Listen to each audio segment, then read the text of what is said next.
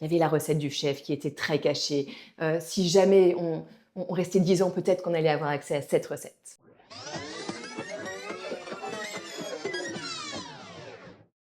Bonjour et bienvenue dans Pâtiscope. La newsletter de Pâtissart qui évolue et devient mensuelle. Désormais, on se retrouve chaque dernier mercredi du mois pour explorer ensemble l'univers de la pâtisserie. Et alors n'oubliez pas de vous abonner sur www.patissart.com. Pour toi, que signifie être artisan aujourd'hui?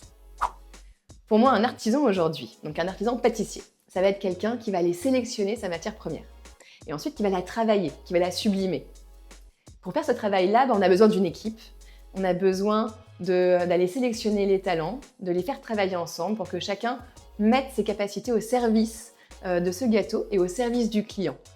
Et puis ensuite, après, il faut savoir présenter son gâteau et pouvoir expliquer aussi ce qu'on a mis dedans, valoriser les gens qui l'ont fait et les artisans qui ont produit ces matières premières. À quel moment de ton parcours t'es-tu sentie devenir artisan pâtissière?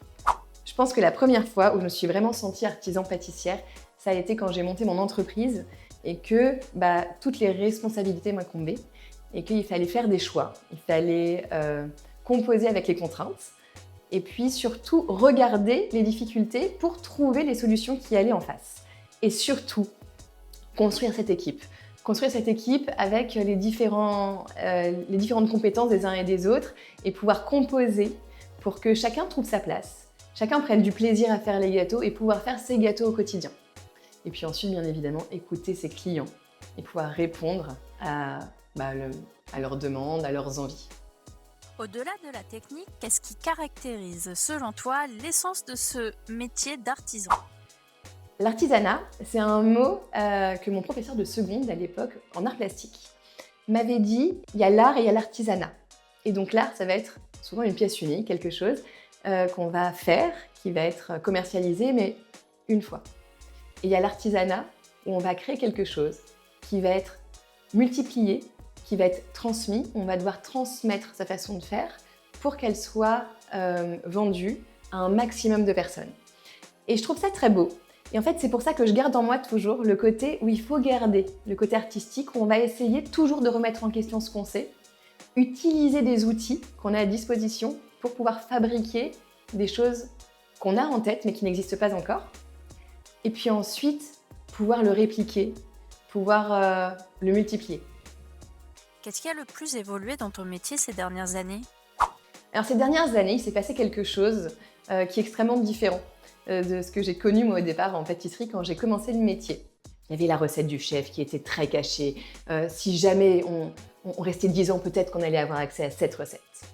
Et en fait maintenant, grâce aux réseaux sociaux, les recettes elles sont partagées. Et en fait ça permet cette diversité, ça permet cette créativité, ça ouvre la porte à énormément à quelque chose de grand. Parce que chacun va pouvoir apporter sa propre créativité sur une recette déjà existante. Et donc on va se la réapproprier, se l'inventer et ça va la complexifier. Donc c'est quelque chose de fantastique et on voit quand même qu'on a un essor de la pâtisserie ces dernières années qui est vraiment très chouette. Si tu devais créer un dessert avec seulement 3 ingrédients, lesquels choisirais-tu? Un de mes desserts préférés, que ma grand-mère me faisait quand j'étais petite, c'est les bananes caramélisées. Il suffit d'avoir des bananes, du beurre et du sucre. Quelle association de saveurs surprenantes aimes-tu particulièrement, mais qui étonne souvent les autres? Les associations de saveurs. Moi, je suis quelqu'un d'assez classique. En général, j'aime bien les choses réconfortantes, douces, de la vanille, du chocolat, du praliné, de la fraise. Mais il y a quelques petites choses qui font toujours un petit effet. Alors moi, j'adore le chocolat olive noire. Ça, c'est quelque chose, c'est un super match. D'ailleurs, je pense que c'est partie de nos desserts signature.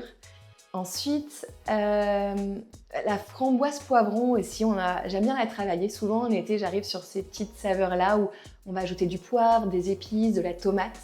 Et tous ces fruits et ces légumes rouges vont très bien ensemble. Quel outil, matériel ou innovation aimerais-tu voir exister pour faciliter ton métier au quotidien? S'il y a un outil que j'aimerais voir arriver dans nos métiers, c'est des machines qui démoulent parce qu'on se gèle les mains. Voilà.